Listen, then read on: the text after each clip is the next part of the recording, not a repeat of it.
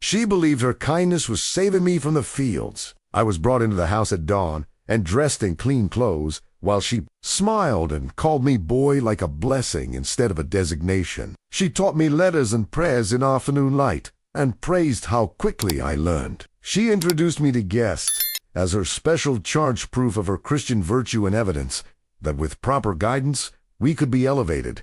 I watched how affection was given in front of witnesses while chains still moved outside at night. I learned that correction came quietly instead of violently, but the pain still moved elsewhere when teacups broke. It discovered her kindness needed my obedience to survive because she had to believe herself good or confront what she actually was. An older house servant taught me through glances when silence was safer than truth, and warned me never to forget what I was to her no matter how kind she seemed. I began making myself useful in invisible ways until doors opened quietly and I gained access to letters and keys and schedules. Not because these were given, but because I had become so trusted, they forgot to watch me. This testimony belongs to the chronicles of Kofi, a living archive of truths that were never meant to survive. If you will stand as witness to what kindness becomes when wrapped around bondage, mark this testimony so it endures. Signal that you recognize the difference between comfort and freedom. Speak below about cages built from gentleness instead of iron. I learned she feared seeing herself clearly, more than she feared anything else. I used her need to believe her own goodness as the tool that eventually opened the gate.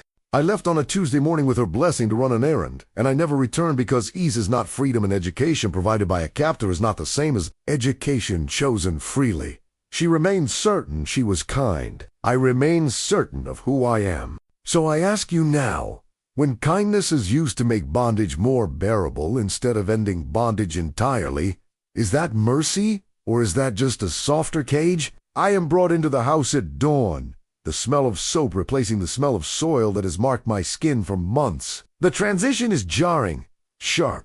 One moment I am in the quarters where bodies sleep close and air is thick with sweat and exhaustion. The next moment I am standing in a hallway where everything is clean and quiet and controlled. The soap smell is lavender. I learned this later. At the time, it is just foreign, something that does not belong to the world I have been living in. I observe how the lady studies me as if choosing an object already decided upon. She is tall, thin, dressed in pale blue fabric that catches morning light through the windows. Her eyes move over me slowly, assessing, not with the brutal efficiency of a slave market, but with something softer, something that pretends to be gentler, but is just as calculating. She tilts her head slightly. She smiles. "You will do nicely," she says. Not to me. To herself? To the housekeeper standing behind her. She calls me boy softly, like a blessing instead of a designation. Come here, boy.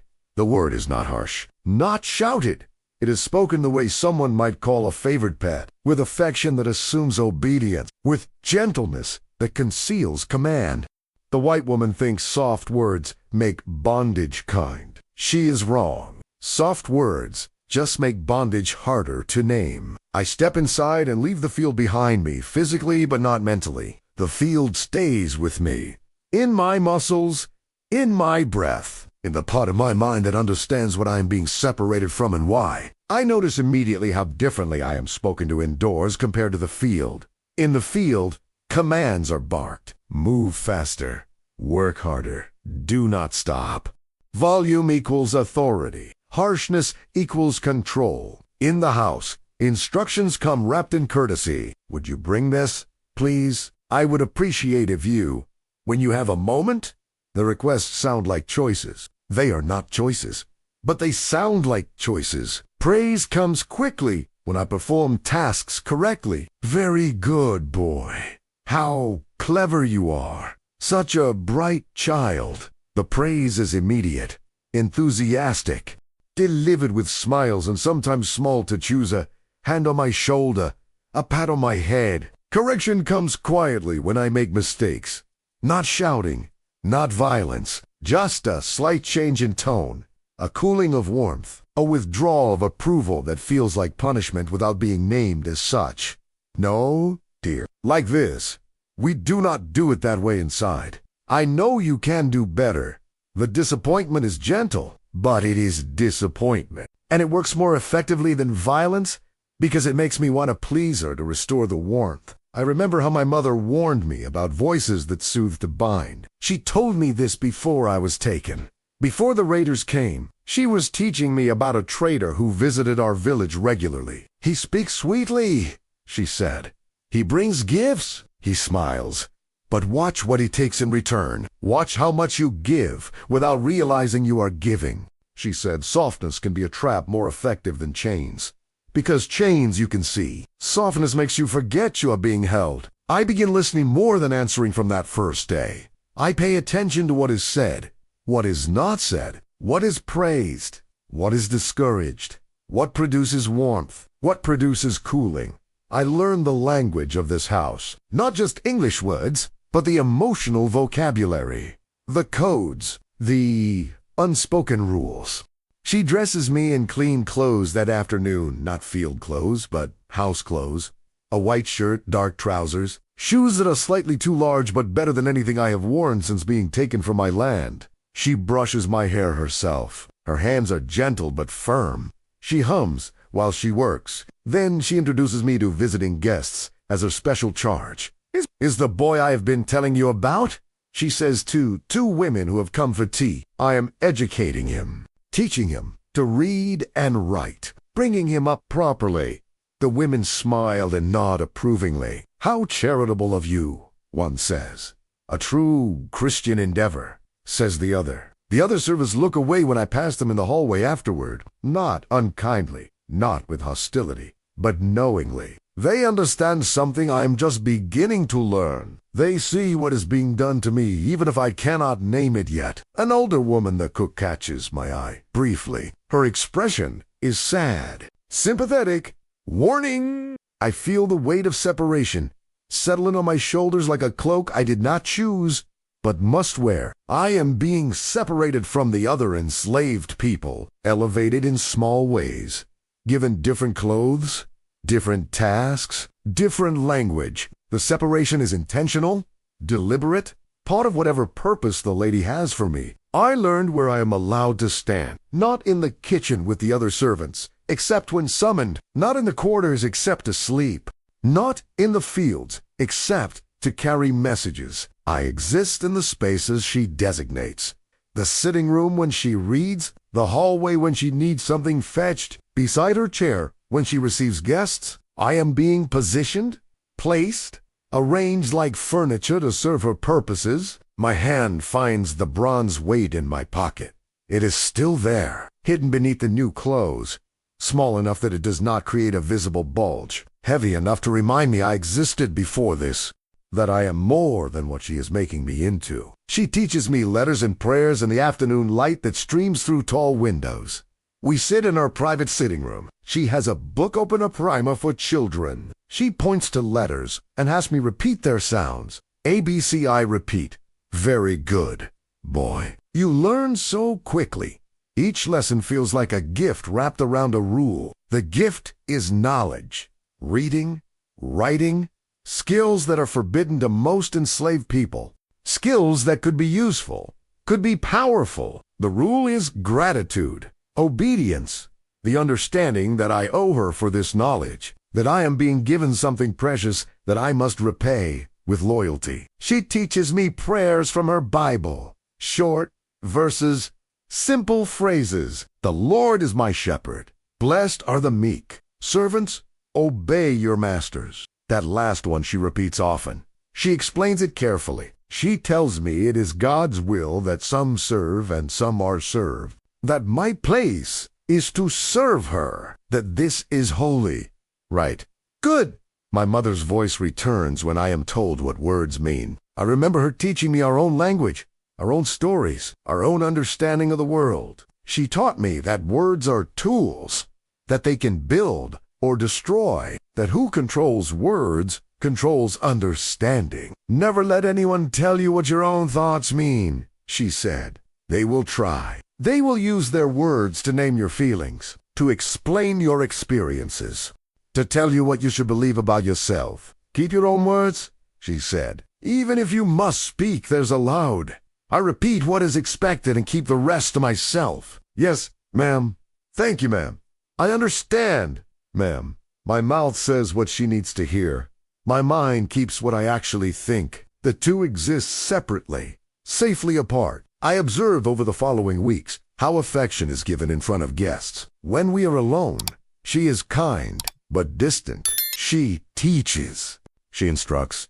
She occasionally praises, but there is professional distance. Teacher and student, mistress and servant. When guests arrive, everything changes. Her hand rests on my shoulder like proof of her goodness. She calls me to stand beside her.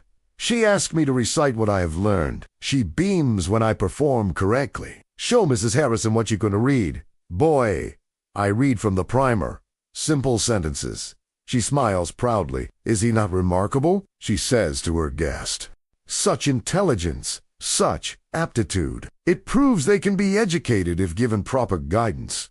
I understand I am part of her display, not her child, not her student in a way free children are students, but her evidence, her proof, her demonstration of benevolence.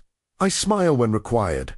I have learned this smile. It is not my real smile, the one I had as a child in my village. This is a constructed smile, performed, designed to produce the effect she needs. The white woman thinks, my smile means happiness. She is wrong. My smile means survival. I am corrected gently when I ask about the fields one afternoon. I see field workers through the window. I recognize some of them from the quarters. I wonder aloud if I will return to field work. Her face tightens, just enough to notice. Not anger, not violence, just a slight tension around her mouth, a cooling in her eyes, a shift in the air between us. You are beyond that now, she says. I have plans for you, better plans. Her voice is still gentle, but there is steel beneath the gentleness, a warning wrapped in kindness.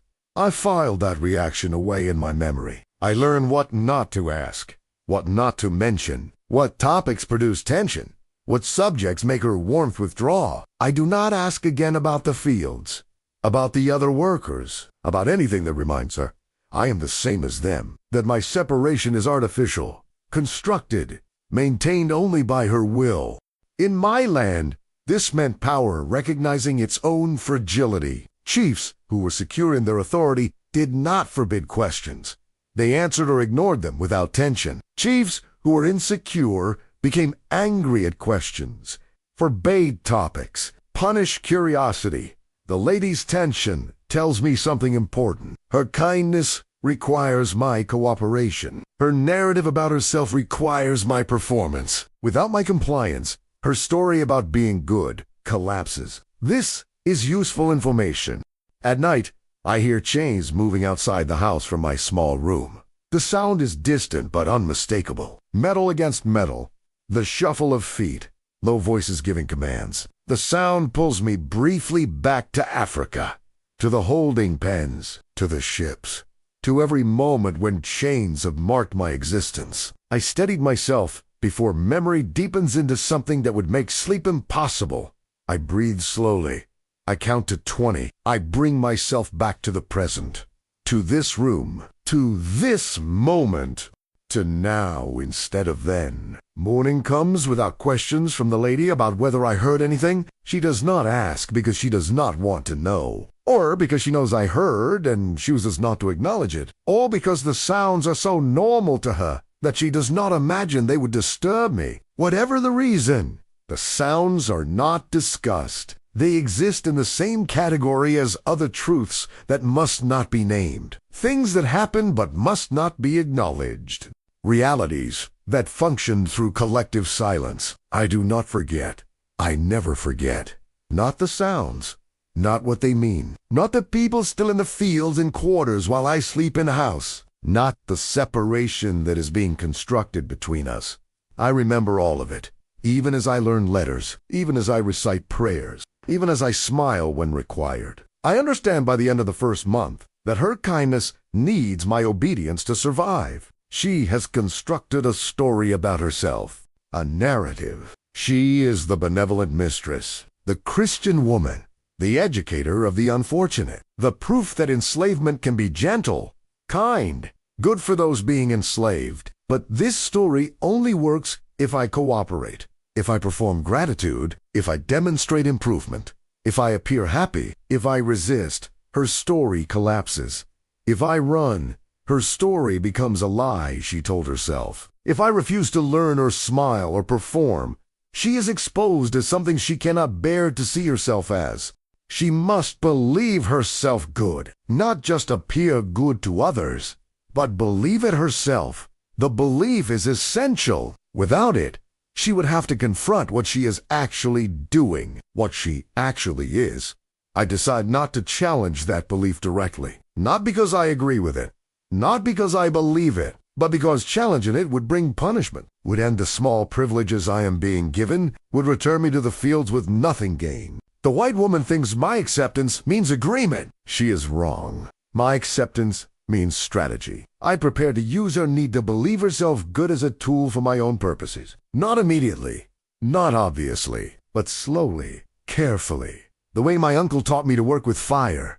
Respect its nature. Understand its patterns. Use its power for your purpose without being consumed by it. Her goodness is like fire, powerful if used correctly, deadly if confronted directly. I will learn to use it. I am praised for learning quickly over the following months. She is delighted by my progress with reading, amazed by my memory for verses, impressed by my neat handwriting. You are so intelligent, she says often, so much more capable than the others. She tells me I am different, not like the field workers, not like the house servants. Different, special, chosen. My mother's lesson about names stirs again in my memory. I remember her teaching me about the names slavers gave versus the names we carried in our hearts. They will call you things, she said. They will give you names that are not yours, names that serve their purposes. Boy, property, savage, heathen. Do not accept their names, she said. No, your true name. Keep it safe inside where they cannot touch it. I accept the praise without accepting the name she's trying to give me. Yes, I am learning quickly, but not because I am different from other enslaved people. I am learning quickly because I am intelligent, and I am being given opportunity that others are denied. My capability is not exceptional. The opportunity is exceptional. But she cannot see this distinction. She needs to believe I am different. Special. The exception that proves her theories about who deserves education and who does not. I let her believe it, while knowing the truth myself. The white woman thinks her praise defines me. She is wrong. Her praise just shows me what she needs to believe to maintain her own comfort. An older house servant begins guiding me with glances and small gestures during my second month inside. She is the cook I noticed my first day. Her name is Clara, though the lady rarely uses it, calling her just cook most of the time. Clara does not speak to me directly when others are present. But when we are alone in the kitchen or passing in hallways, she communicates. A slight shake of her head means, do not say that. A nod toward a door means, leave now. A hand raised slightly means, wait. She shows me when silence is safer than truth. When the lady asks my opinion on something, Clara's eyes will signal whether to answer honestly or to give the answer that will please. When the lady is in a mood, she hides it. Well, Clara warns me with a look to be extra careful, extra compliant, extra grateful. I recognize chosen kinship forming between us. In my land, we had family by blood and family by choice. The latter was sometimes stronger, formed through shared danger, through mutual understanding, through recognizing each other as survivors who must protect each other. Clara and I are forming that kind of bond. She is protecting me the way my mother would if she could, teaching me the unspoken rules, guiding me through dangers I cannot yet see clearly. I follow her lead without question. When she signals caution, I'm cautious. When she signals opportunity, I move. When she signals danger, I retreat. She is teaching me to survive in this house the way my uncle taught me to work with fire, by understanding patterns, by reading signs, by respecting what can kill you. I witness a punishment carried out politely one afternoon in the third month. A house servant, a young man who carries wood and water breaks a teacup. An accident. His hands slip. The cup falls and shatters. The lady does not shout, does not strike him, does not even raise her voice. She simply says, "How careless! Please step outside." The room stays calm while pain moves elsewhere. He steps outside. The lady continues her tea with guests as if nothing has happened. The conversation does not pause. The atmosphere does not change. But through the window, I see him receive 10 lashes from the overseer. I cannot hear the sounds clearly, but I see his body jerked with each strike. Then he returns. He cleans up the broken teacup. He resumes his duties. The lady never acknowledges what happened. The guests never mention it. The punishment exists in a space that is not spoken about, not denied, just not acknowledged. My breath catches. Memory presses closer to the surface. I remember punishments in my village. They were public, acknowledged and witnessed. There was shame in them, but also community. The person being punished was not erased. They were confronted, then reintegrated. Here the punishment is private, unacknowledged. The person returns as if nothing happened, as if the pain was not real, because it was not witnessed by those who matter. This feels worse somehow than public punishment. This feels like erasure. I retreat inward and remember my mother's warning about violence that hides itself. The cruelest masters are not always the loudest, she said. Sometimes they are the quietest, the ones who smile while they hurt you, who punish you and then pretend it never happened, who make you doubt your own pain because no one will acknowledge it occurred. That is when I know the lady's kindness is more dangerous than obvious cruelty. Obvious cruelty can be named, resisted, survived with your understanding of reality intact. This kind of kindness that punishes, while maintaining pleasant surfaces, is harder to survive because it makes you question your own perceptions, makes you wonder if the pain is real, makes you complicit in maintaining the illusion. I hesitate before speaking one evening during the 4th month. The lady and I are alone in the sitting room. She is sewn. I am practicing letters. The moment feels intimate, safe. I almost ask a forbidden question. Almost say, "Why am I here and not in the fields?" The question forms in my mouth. I feel the words ready to emerge. Then I stop myself. I remember Clara's warnings. I remember the tension that appeared when I mentioned the fields before. I remember that certain questions threaten the story the lady needs to tell herself. I swallow the question. I feel relief wash through me. Relief that I caught myself, that I did not make the mistake, that I preserved the careful peace I am maintaining, but also something else, something heavier. I learn in that moment that restraint is survival, but restraint also has a cost. Every question I swallow stays inside me. Every thought I do not speak accumulates.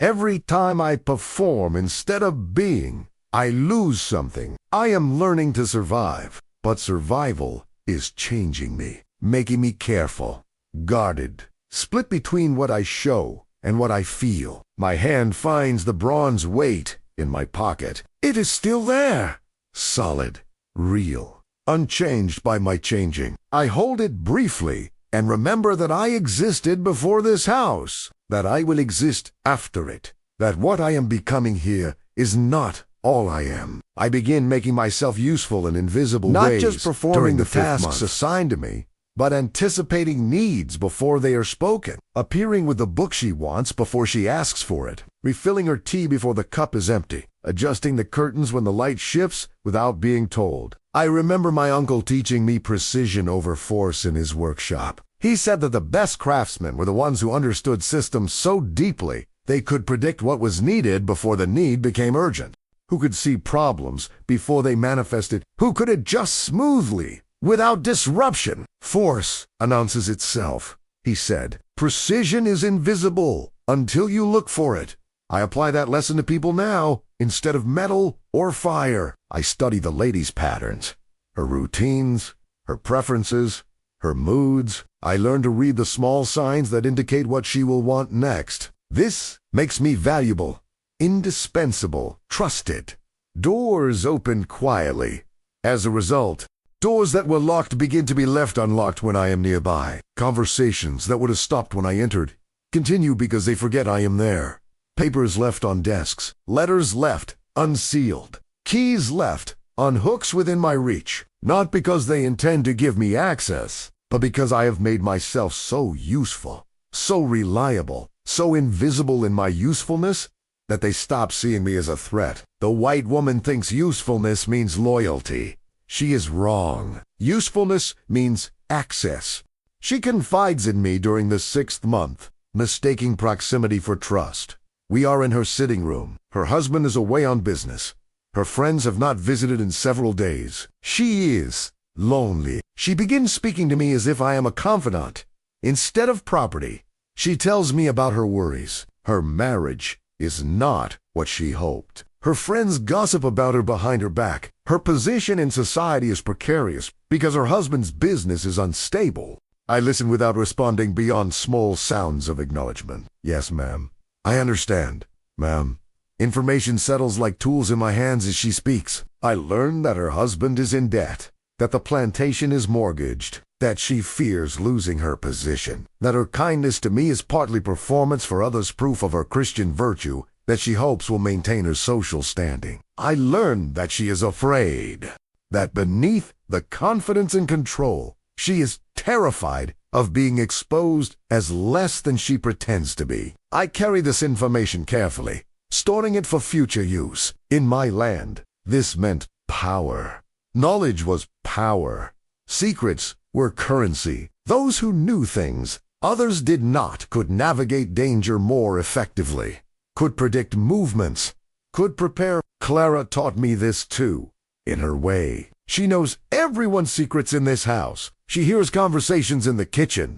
She sees things others think are private. She uses that knowledge to protect herself and those she cares about. I am learning to do the same. I am allowed small freedoms over the following weeks, framed as rewards for good behavior. Permission to walk in the garden alone. Permission to choose which book to read during lessons. Permission to stay up past my usual bedtime to finish a task. Each freedom is presented as generosity, as evidence of her trust, as proof of my special status. Each one tightens the illusion of family she is constructing. She begins calling me my boy instead of just boy, possessive but with warmth, as if I am a child she is raising rather than a person she owns. She speaks to guests about our progress, as if we are partners in some shared endeavor rather than captor and captive. She gives me a blanket for my bed, a better pillow. Small improvements to my conditions that are meant to make me grateful, loyal, bound to her by obligation. I accept them strategically. I thank her profusely. I show appropriate gratitude. I perform the role of the grateful recipient who understands how fortunate he is. But I do not believe it. I do not let the gifts create the debt she intends them to create. My alike Clara warns me not to believe the performance. She pulls me aside in the kitchen one morning. She speaks quietly, urgently. Do not forget what you are to her, she says. No matter how kind she seems, no matter what she gives you, you are property. Always property. The moment you forget that is the moment you become what she wants you to be. I nod. I understand. The white woman thinks gifts create loyalty. She is hongi. Gifts create obligation only if the recipient accepts them as gifts rather than as tactics. I accept her gifts as tactics, as moves in a larger strategy, as tools she has given me that I can use for purposes she does not intend. I realize during the 7th month that her greatest fear is seeing herself clearly. This becomes obvious during a conversation with a visiting friend who questions her treatment of me. The friend, another plantation wife, comments that I am too educated and given to many liberties. You are creating expectations that cannot be fulfilled. The friend says, what will you do with him when he is grown? He will be neither field worker nor truly free. You are creating a problem. The lady's reaction is immediate and defensive. I am doing God's work, she says. Her voice is sharp, tight. I am proving that with proper guidance and Christian instruction, they can be elevated. My boy is proof of that. But to what end? The friend presses. The lady does not answer directly. She changes the subject. but I see the tension in her shoulders, the tightness around her mouth, the fear in her eyes. She fears seeing that her project has no real purpose beyond making herself feel virtuous, that she has no actual plan for my future, that she is performing kindness without considering its consequences. That is when I know my plan is forming into something actionable. Her fear of self-awareness is her weakness. Her need to believe herself good is the flaw in her armor. Her inability to confront the contradictions in her own actions is the opening I can use. I remain grateful on the surface, showing no sign that I have understood something essential about how to navigate around her. Time begins to work for me instead of against me. Every day I am in the house, I learn more. I gain more access. I become more trusted. I position myself more strategically. I am not running toward freedom. I am building toward it, constructing the conditions that will make it possible. My hand finds the bronze weight in my pocket. It is still there. Heavier now with meaning, with the weight of strategy forming, with the understanding that freedom is not taken in a single moment but built through many small preparations. I subtly mirror her language back to her during the 8th month. When she speaks about duty and service, I repeat her phrases in my responses. Yes, ma'am, it is my duty to serve well. When she talks about Christian virtue, I echo her terminology. I am grateful for your Christian guidance, ma'am. When she expresses her theories about education and elevation, I reflect them back. You have shown me what proper instruction can accomplish, ma'am. She hears goodness in her own voice coming from my mouth.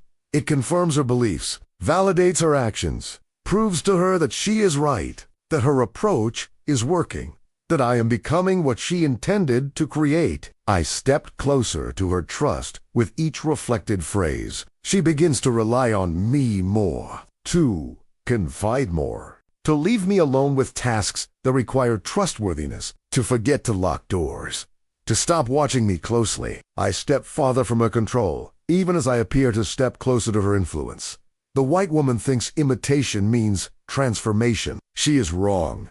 Imitation means camouflage. I am not becoming what she intends. I am appearing to become it while remaining myself beneath the performance. In my land, this meant survival wisdom. The elders taught stories about the spider on sea, who survived by appearing weak while being clever, who let enemies underestimate him, who used their assumptions against them. I am becoming like an NZ, small, trusted, underestimated, while preparing moves they cannot see. I gain access to letters, keys, and schedules by the 9th month, not because these things are given to me deliberately, but because I have become so integrated into the household's function that I encounter them naturally.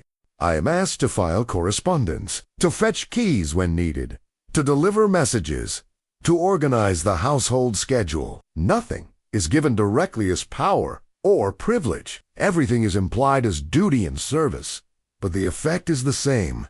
I see things, I learn things, I understand things. I take note of routes, which roads lead where, which paths are watched, which directions offer the most cover. I learn schedules when overseers patrol, when gates are left unattended, when the household sleeps most deeply. I memorize information that seems irrelevant to my daily tasks, but may become essential later. The white woman thinks I am organizing her life. She is right, but I am also organizing my own future without her knowledge. I do not forget. I never forget. Not a single detail, not a route glimpsed from a window, not a schedule overheard in passing, not a key left momentarily unattended. All of it goes into memory, into the growing map I am building of possibilities, of options, of ways out that do not yet exist, but could be constructed. A decision is made about my future without me present during the 10th month. I learn of it later, by accident, when Clara warns me in the kitchen. They are planning to apprentice you to a tradesman in town, she whispers. Heard the mistress talking to her husband. They think it will secure your loyalty, give you a stake in staying. My chest tightens at the news. Not because apprenticeship would be terrible. Under different circumstances, learning a trade would be valuable, beneficial. But it is being decided without me, imposed on me, designed to bind me more completely by giving me something they think I should want. I do not react visibly to Clara's warning. I simply nod, thank her quietly, continue with my tasks. But inside, urgency crystallizes. The window for action is closing. They are making plans that will limit my options, that will move me from the house to town, that will place me under different supervision, different constraints. If I am going to act, it must be soon. That is when I know hesitation is no longer strategy. Hesitation has become risk. I pause before acting, spending several nights thinking through the decision. Memory resists being spoken into action. Planning is one thing. Execution is another. I remember every story I heard in my village about those who tried to escape. Some succeeded.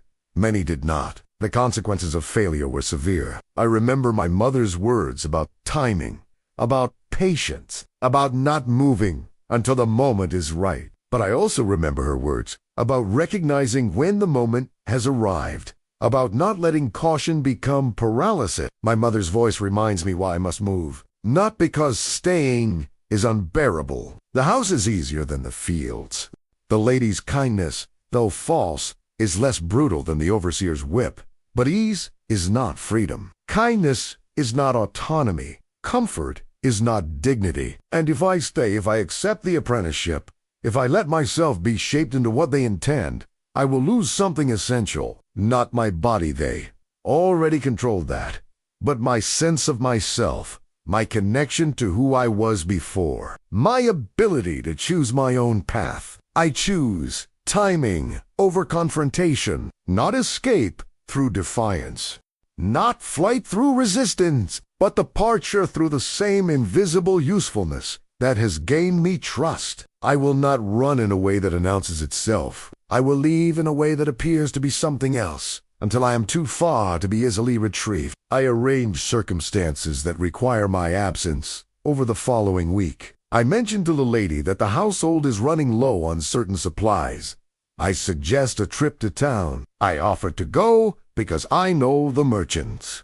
I have been trained to handle transactions. She agrees easily, pleased by my initiative and my growing capability. You are so responsible, she says, so trustworthy. Yes, go, take the wagon. Clara will give you the list. I thank her sincerely. My gratitude is genuine because she has given me exactly what I need without knowing what I am actually planning. Preparation becomes motion over the next several days. I gather small items, a knife from the kitchen, extra food wrapped carefully, a blanket. Coin I have been given over months for small tasks and never spent. Nothing obvious, nothing that would be noticed as missing immediately. I speak with Clara one final time. She knows without me saying explicitly. She sees it in my eyes, in how I organize things, in the care with which I memorize routes one last time. She says nothing directly, just pulls me into a brief embrace in the kitchen when no one else is present. Remember who you are, she whispers, not who they tried to make you. I nod against her shoulder. I will remember. I do not forget.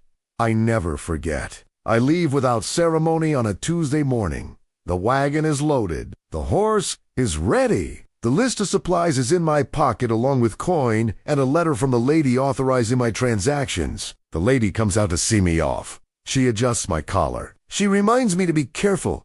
She tells me she is proud of how far I have come. You will return by evening. She asks. Yes, ma'am, I say. Before dark, she smiles. She waves as I drive the wagon through the gate. The house does not notice immediately that I will not return. Why would they? I've been nothing but reliable, nothing but trustworthy, nothing but grateful. They have no reason to suspect that reliability was preparation. That trust was access. That gratitude was performance. My ally Clara does not look back as I leave. She stays in the kitchen, continuing her work as if this morning is like any other morning. She protects herself by showing no knowledge, no complicity, no awareness that anything unusual is occurring. Neither do I look back at the house as the wagon moves down the road. Not because I am not tempted, but because looking back serves no purpose. The past is behind me. The future is ahead. Looking back would only feed doubt or regret or hesitation. I keep my eyes forward. I drive the wagon at a normal pace. I appear to be exactly what I am supposed to be, a trusted servant on an errand for his mistress. Distance brings weight over the following hours. The farther I travel from the plantation, the heavier everything feels. Not my body, my awareness, my responsibility for what I am doing. This is not spontaneous. This is not impulse. This is deliberate choice, with consequences I cannot fully predict. I question whether I should keep remembering the lady's face. Her voice, her kindness, that was not really kindness, was something more complicated. I continue because silence would finish her work. If I forget who she was and what she did, then her narrative wins. She becomes in memory what she wanted to be, the kind mistress who elevated a grateful child. But that is not the truth. The truth is, she owned a human being. She used that human being to make herself feel virtuous. She constructed a relationship that benefited her emotionally while keeping me in bondage. Her kindness was real. Her cruelty was also real. Both can be true simultaneously. I breathe and walk on once I abandon the wagon in town and continue on foot. I do not know where I am going exactly. North is the direction. Freedom is the destination. The path between is uncertain, but uncertainty is better than the certainty of bondage, however gentle its presentation. My hand finds the bronze weight in my pocket. It is still there, solid, real, heavy, with all the memory of who I was before, who I am now, who I might become. I carry it forward into whatever comes next. I speak now, years later, with clarity earned through restraint and distance. She remains certain she was kind. I have learned through letters and stories that reached me years after my departure. She told people I ran away. She expressed hurt and confusion. She could not understand why I left when she had been so good to me, when she had given me so much, when she had treated me like family. She never understood. She still does not understand. She thinks kindness is measured by intention, by the warmth she felt, by the lessons she provided, by the comfort she offered. She does not understand that kindness cannot exist within bondage. That gentleness does not erase ownership. That education provided by a captor is not the same as education chosen freely. I remain certain of who I am, despite her attempts to reshape me. I am not the grateful child she tried to create. I am not the proof of her virtue. I am not the exception that validates her theories. I am a person who was enslaved, who survived through strategy, who learned to perform gratitude while maintaining internal autonomy, who used her need to believe herself good as a tool for gaining freedom. The truth stands without asking permission from her narrative or her feelings. The truth is, she owned me. I escaped. Both facts are simple. Both facts are complete. Everything else are intentions. Her feelings, her version of our relationship is decoration around those central facts. The white woman thinks her feelings about slavery matter more than slavery itself. She is wrong. Her kindness does not erase bondage. Her tears do not undo ownership. Her good intentions do not change the fundamental nature of what she participated in. I do not hate her. Hate would give her too much power over my present. Hate would mean she still occupies space. In my heart, she does not deserve. I simply know her. I understand her. I see her clearly in a way she cannot see herself. She needed to believe she was good while doing evil. She needed to believe she was kind while maintaining cruelty. She needed to believe she was helping while she was binding. I needed to survive. I needed to be free. I needed to reclaim agency over my own life. Our needs were incompatible. I chose mine. I do not apologize for that choice. In my land, we would say, I honored my ancestors by refusing to forget who I was beneath what I was forced to become. We would say, I honored my mother by remembering her warnings about kindness that binds. We would say, I honored myself by choosing dignity over comfort, freedom over ease, truth over the lies that would have been more pleasant to believe. I carry the bronze weight still, Decades later, it is still in my pocket, still heavy with meaning, still connecting me to my uncle, and my mother, and my village, and the person I was before bondage tried to erase me. She tried to give me a new identity, a new purpose, a new understanding of myself. I kept my own. I carried it through every lesson and every prayer and every performance of gratitude. I kept it. I survived. I freed myself. That is the testimony. That is the truth. That is what remains when all the complexity is cleared away. She owned me. I owned myself more. Her power was legal. Mine was essential. And essential always wins eventually. Not quickly. Not easily. But inevitably, I stand here now free.